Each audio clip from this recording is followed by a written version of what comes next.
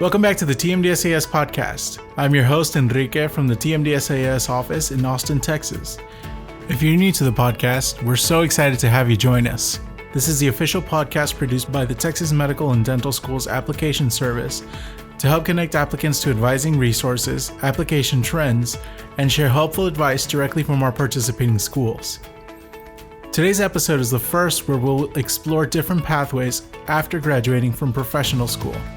Our first guest is Dr. Irene Lazarus. She was a JAMP student who graduated from UT Arlington and later from UT Southwestern Medical Center. During her time in JAMP, she attended a summer program at the UNT Texas College of Osteopathic Medicine, or TCOM, and at the Long School of Medicine. While she is a former JAMP student, her story through undergrad and medical school is surely going to resonate with a lot of our listeners. Learning about what she's doing now that she's graduated really opened my eyes to the opportunities available beyond the clinical setting that we often associate with healthcare professionals. And I hope that you'll see that as well. Without further ado, here's my talk with Dr. Irene Lazarus. Dr. Lazarus, hi. Welcome. Nice for your invitation to the podcast. I'm very honored. Oh, we're so thankful to have you as a former JAMP student. We usually talk about JAMP in the context of getting into the program, but we're so pleased to be able to talk to somebody who's actually been through the entire program and get your experience and really understand what the program can really do to help prospective doctors through the process and making sure that the program is providing all of these great resources and making sure that we can communicate to the next generation of JAMP students how awesome the program is. Yes, of course. Yeah, it is a very awesome program. Would you mind giving us a quick intro to who you are? Yes, sure. So I'm Irene Lazarus, and I was born in Dallas, and I kind of grew up in Arlington as a relatively big city nestled in between Dallas and Fort Worth. And I went to undergrad at UT Arlington as well, and had the opportunity to go to UT Southwestern for medical school. So that's I've been basically a DFW baby for a long time. So yeah, through and through. Yeah. Yes. Okay, well, we have a few questions that we'd like to ask you about your experience with JAMP, and then we're just going to go right into it. Okay. When you first heard about JAMP, what was your initial reaction to it? My initial reaction was like, oh my gosh, this can't be true. It was too good to be true. Like, it was amazing. I think that I remember that I was in UT Arlington. There's like a center where they have resources in the life science building, and I was still looking for scholarships just in case, that I could find something during my first year, and that led me to the office counseling, and I went in there and I asked, like, hey, where can I have some scholarship? I'm interested to become a doctor, and maybe there's some kind of scholarships, and ended up being where they directed me to a site, but then I literally found it. It was like I found like a gold nugget. That's all I found. I was like, oh, what? Like, this can't be true. But then I started to read more, and I was like, but where is this coming from? And then I was like, okay, the government, Texas State. Okay, that's good. That's good. So it was shock and amazement, and I felt like I had been blessed or something. Definitely is a blessing for a lot of students out there. And just a quick recap, I realize I failed to introduce the program, but the Joint Admission Medical Program, or JAMP, is a special program created by the Texas legislature back in 2003, and they help highly motivated, economically disadvantaged students get into medical school. And so what they do is they provide resources and support, mentorship along the way to help all of these students who might not typically make it to medical school because of financial means, and they give them the means that they need in order to succeed. And so it really does kind of put into perspective how it seems too good to be true, but it really is just a really wonderful program that the state has implemented and thankfully has supported throughout all these years to help doctors like Dr. Lazarus make it through. Yes, definitely. I felt that this was more than just a way to get financial support. It was also like a source of guidance, and I think that was a major thing that I was lacking. Because if you don't have someone in your family that's in healthcare, then you literally don't have a network to tap into. And this is kind of what JAMP was for me. Like, probably not in hindsight, I realized that, Yeah, and so you had a JAMP faculty director at at UT Arlington. Yes. That was Dr. Morton, is that right? Yes, Dr. Morton. Yes. and so he's a health professions advisor. He's essentially your Yoda, and he kind of walked you through the entire process and make sure that you were on track to making sure that you're a successful applicant. And by getting into UT Southwestern, which I'd assume would be one of your top ranked schools, I think he succeeded. Yes, definitely. The journey was amazing. And like the people I met at the internships, and like, it was just not the other students to kind of talk about their goals, but also like Miss Belinda in San Antonio. And, I was at TCOM for the first one, and all those people there as well. All right. Well, jumping into the next question, how has JAMP helped you achieve your goal of becoming a doctor? It definitely helped me to give me a glimpse into the world of being a physician, because now, like, that I've gone through the process, like I've been in medical school and now I'm out, I'm realizing it's almost like its own culture. Like you're getting baptized into a different field. And when you're a doctor, now that I've graduated, it's like people, they're like, oh, Dr. Lazarus, And so it's like a whole different rank, And so I know a whole lot of more information about my community, how the healthcare system works now. And I completely had none of that insight prior to. I was just an outsider looking in, Right. And I think that the program gave me that taste, and a real true taste of what I was going to be doing in medical school. And I think it did really a lot of my anxiety to, because one can say, I want to do something, but you might go into it and then you're, I was not expecting this. And I think that the glimpses that we were given, like at the internships, were crucial, because it showed you, like, it gave you a course, it gave you like a little a preview of anatomy. Then it also gave you a little clinical internship as well. And so I had a very good sense of what I was getting into. I knew it was going to be tough. That's what I did realize. but that I was, okay, there's a something at the end of the tunnel, like the clinical part. So, and it's true that when you're in medical school, the first 2 years are like, what did I get myself into? I'm sitting at a desk for 8 hours. Hey, this is not what I signed up for. And then you realize, you're like, wait, I had to learn all this information to be able to go to the clinical practice. And so the third and fourth year are completely like, it's like, this is why I came into medicine. And even though it was like the most challenging years of my life, it reaffirmed why I went into medicine. And I already had that kind of duality of like, you got to study a lot, you got to know the books, and then you got to go out there and practice it.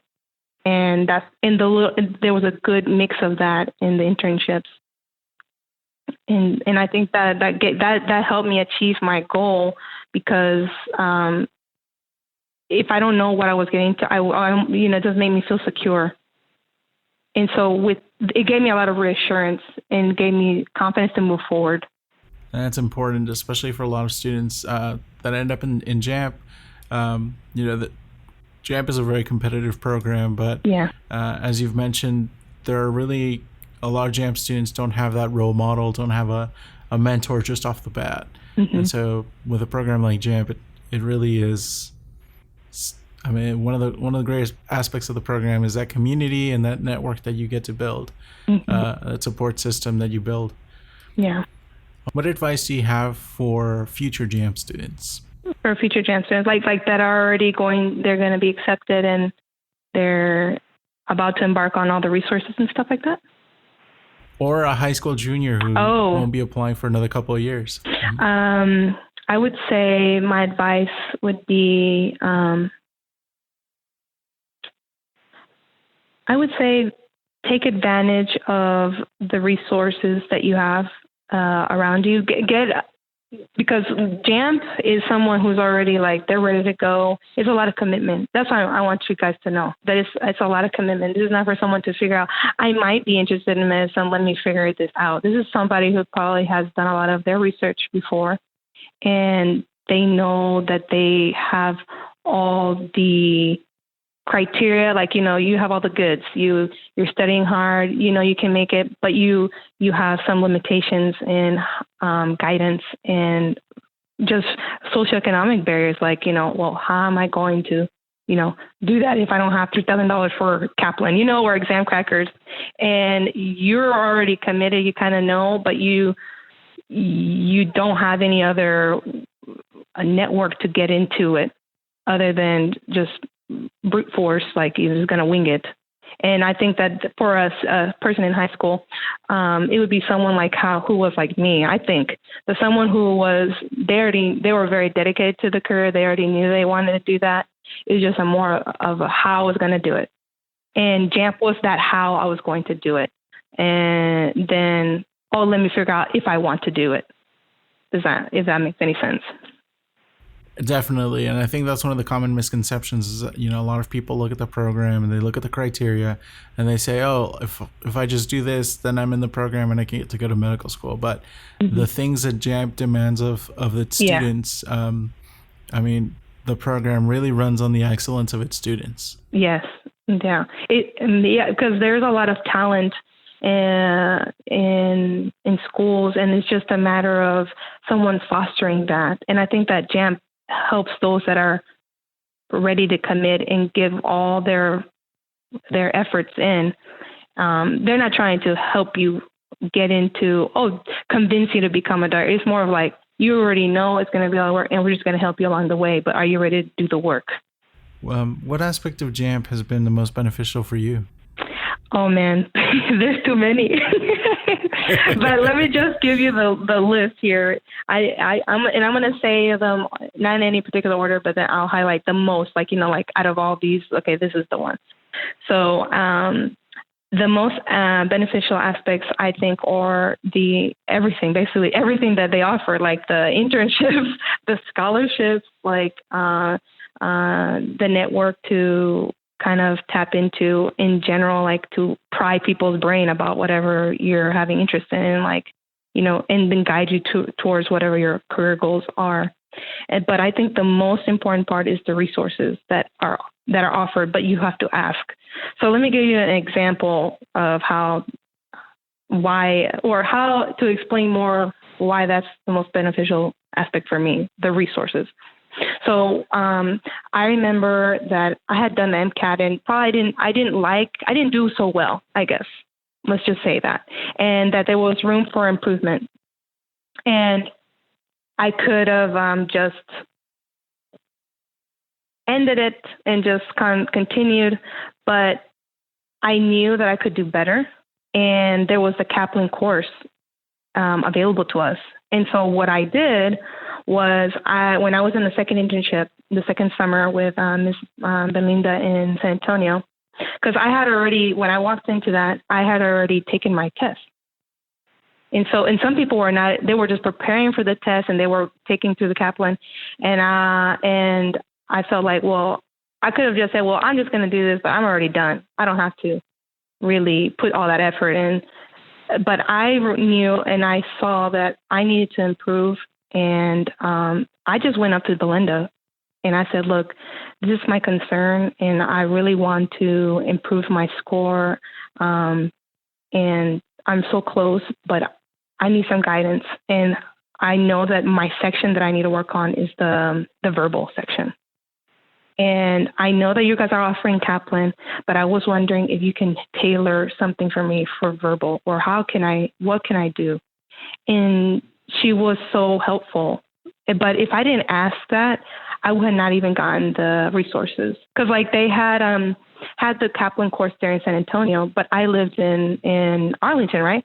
And because I told her that I wanted to kind of, obviously because I had like a whole semester to be able to take it and still be on the deadline, I asked her, well, how can I do this or continue this outside of here? And she put me in contact with who I needed to be in contact with here in the Dallas-Fort Worth area. And like that led to many other things. And so that's why I say like, it's an interactive process. JAMP is a very interactive process. You're going to get as much out of it as much you put in. And the resources could be so great, but if you don't ask, and if you're not, you're just, well, I'm just getting the requirements and everything's set for me, I think you will miss out on a lot for your own self, for your own benefit, Absolutely. Yeah. I think the process is a little bit different now with the MCAT. But I think you're definitely right in that there's always help there when you ask for it. And that's one of the great things about JAMP is that there are so many people around to help. And ultimately, I really love the quote that you just threw is, you get out of it what you put in. And that's really what JAMP is about. They give you everything that you need to succeed, but it's up to you to make the most of it. Yes, definitely. Mm-hmm. All right. Well, now that you've gone through medical school and the entire JAMP process, what are you doing now to give back to Texas?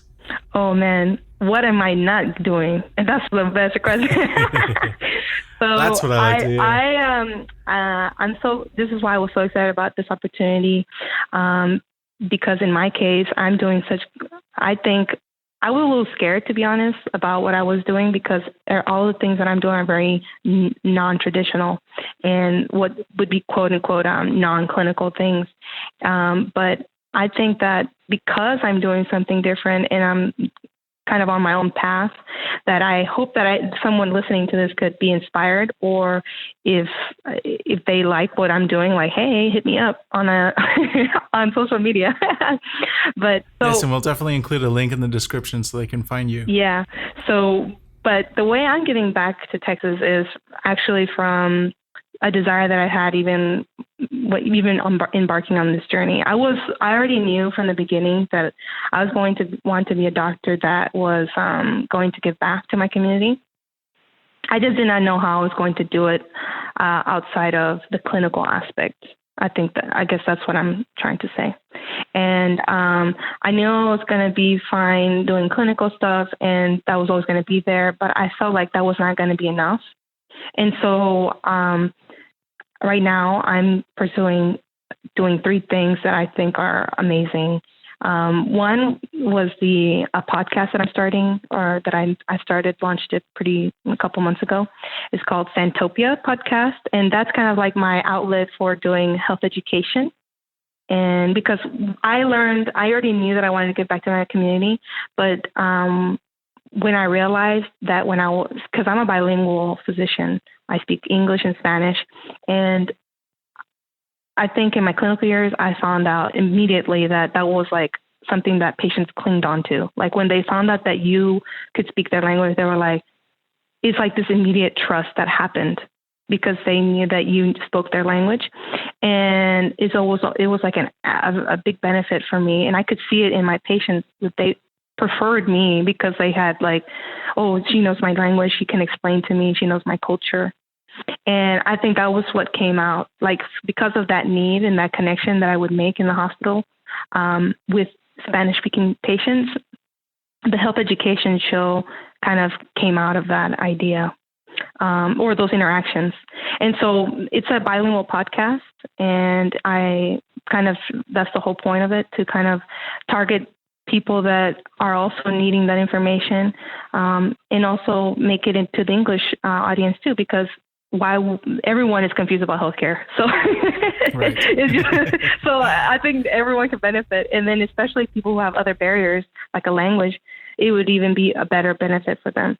So that's one thing I'm doing. And then the other things are kind of like entrepreneurship, like physician entrepreneurship. So one is here in the Dallas-Fort Worth area, there's an initiative through Baylor that is called Faith Community Health. And it's kind of like a public health initiative to kind of between Methodists here in the area and Parkland Hospital. And it came out of the fact that there was all these readmissions and realizing that it was inappropriate readmissions of people who really just needed community continuity of care or find a primary care doctor and to tap into those resources, And so this is where the initiative came out. And so they knew that there was these networks of like faith communities and where people were arriving at a pastor's door, they're not a doctor, but they're wanting to know, like, how am I going to get help for my knee? And so the whole point of the Faith Community Health is to empower the pastor with a training to kind of educate them about the medical resources around their areas and probably like a source of like, okay, someone needing a wheelchair. Well, let me dial up such and such number, which I learned from the training, and the person's going to get a wheelchair. Or, and so there's like a volunteering aspect of targeting people who are readmission and figuring out why they're being readmitted. And what they're finding out is this kind of lack of education or lack of resources to an elderly person, and so you're filling those needs. That's incredible. Yeah. Aligning community leaders to be able to help address healthcare needs is an incredible initiative. Yes. And it's like kind of allocating and making efficiency of resources that are already out there. But for whatever reason, just like JAMP, where I was astonished that even existed. But that's the same thing that happens to a veteran that, was blind and they did not know that they could have benefit for eyes. But I know that it's almost everybody who's a doctor or who works in healthcare know that VA benefits cover a wide array of services for free. But yet again, there's a veteran that was in their house that never knew that they could get that benefit. And so it's like, and all of this is kind of how I got into the, public health and health screening. So right now I'm kind of doing pilots just on volunteering basis with the Faith Community Health Initiative and seeing how we could bring the healthcare to the people. And that is amazing to me because that's exactly how I wanted to give back, Uh-huh. Yeah. Wonderful. Yeah, that's the second thing I'm doing. And then the third thing that I do is this is a very entrepreneur thing where I actually, here in Health Wildcatters in the Dallas-Fort Worth area, there is it's a seller incubator where healthcare startups are being developed and created so they can get funding and be successful startup companies. And I always had a niche for being creative, and truly the whole experience of being in medical school, residency, there is not a lot of room for creativity. Like it's kind of everything's very organized and structured, and the healthcare consulting was something that brought back that fresh air to being able to use critical thinking and written communication skills. And I actually learned about myself that I knew more than I thought, And it's important, the biostats that we learned, that we're going to, even though I hated that subject, the biostats and all the questions that they have on the MCAT and the step 1, 2, and 3 about the drug ads and the statistics. But in healthcare consulting, I learned that when you're looked at as the person who's supposed to discern the validity of a test or of a product. And so in my case, I was consulted for a probiotic drink. And I was like, I know about probiotics and I know that it's good, but I was like, well, I don't know. I'm not an expert in that. And what I learned through the health consulting is that I have the tools to find out what what is the up-to-date information about probiotics, and specifically in drinks. And then and even though I did not know, I've realized in myself that I could find the answer and that I could go and tap into my network of doctors that I know and talk to my GI friends and say, hey, look, who do you know about this and that? And then one thing leads to another. And then I read 30 articles regarding probiotic drinks. And then I'm like a little expert on it. And that I could do that. I had the power and I could do that. And that was something very unique to me because no one in medical school told us that we could do healthcare consulting for healthcare startups, Right. And I think that's one of the big important points and why I really wanted to invite you to the podcast is there's no right way to make it through medical school and go into practicing as a physician or, just having a job as a physician. Mm-hmm. There's so many opportunities, so many doors that are open to you. Yeah. That you're free to take advantage of. And, you're leveraging your strengths and your passions to help people in the different ways that you mm-hmm. feel best connect to you. And I think that's something that's really spectacular and mm-hmm. I really believe is going to resonate with a lot of the listeners of this podcast. Thank you. Oh man, you say so many nice things about me. It really is a really wonderful type of work that you're doing. And thank you. Yes. Thank you.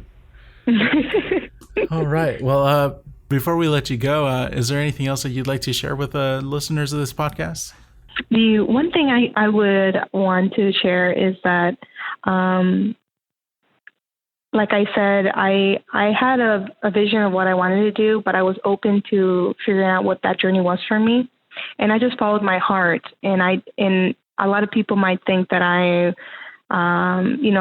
you're gone rogue, and I have kind of gone rogue, but I kind of like it. And I feel like that with your conviction and your passion, don't allow anyone to kind of change that. And if anybody wants mentorship on this kind of non-clinical things, I would be more than glad to connect with you. And since I'm here in the DFW area, I know that TCOM and UT Southwestern here are host the internships in the summertime. And so if anybody was interested in knowing how to do any of these non-clinical things that I had mentioned, like specifically in the podcast, if anyone knows about post-production or likes to already has a bunch of knowledge regarding technical things and technology and how to apply that to medicine, this would be a great opportunity for you to hit me up on the DMs. And then if someone were really interested about public health and how to do it and see it at the forefront and wants to join me in health fairs or health screening, I can connect you with that too, because that's what I'm doing in the faith community initiative. And then, of course, if you are more of like the entrepreneur type that likes understanding the business of medicine, how we can apply it differently in health consulting, we can connect you with that too. So it's more, I want to be a mentor, just like someone was for me in the sense of JAMP was, that it gave me the possibilities and I just had to take the opportunity and seize it.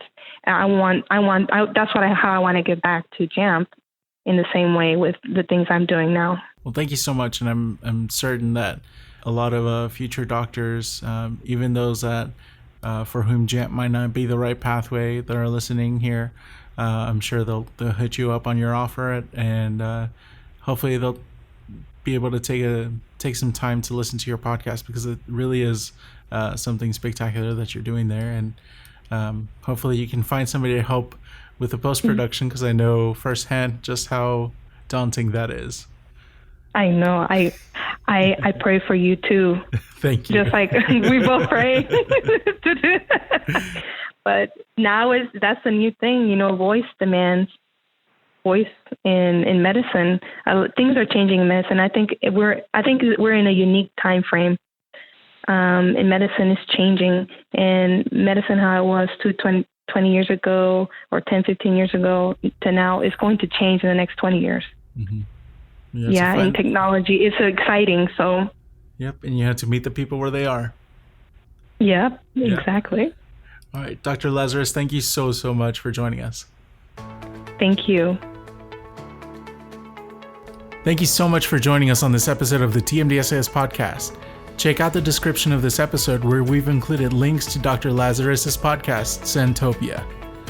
Make sure you subscribe to our podcast so you don't miss out on future episodes, like our next one where we'll discuss the best time to submit your application. Continue the conversation in our online communities on Facebook, the TMDSAS Hub, which is open to current and future applicants, and on the TMDSAS Non-Traditional Applicants group, where you can join others who are navigating through the process after graduating from college. On behalf of everyone here at TMDSAS, we wish everyone all the best of luck this application cycle.